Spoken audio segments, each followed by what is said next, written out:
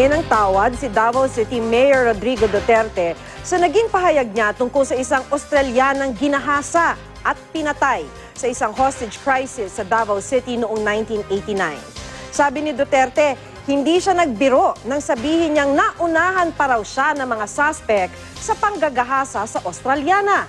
Pero nasabi lang daw niya ito dahil sa matinding galit.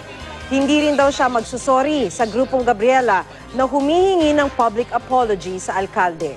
Hindi man siya hihingi ng sorry para sa kanyang nasabi, humihingi raw siya ng tawad sa mga Pilipino dahil sa mismong nangyari sa Australiana. Binatikos naman si Duterte na mga kapwa niya kandidato sa pagkapangulo. Para kay Senadora Grace Poe, hindi katanggap-tanggap ang pahayag ng alkalde. Sumasalamin daw ito sa kawalan ni Duterte ng respeto sa kababaihan.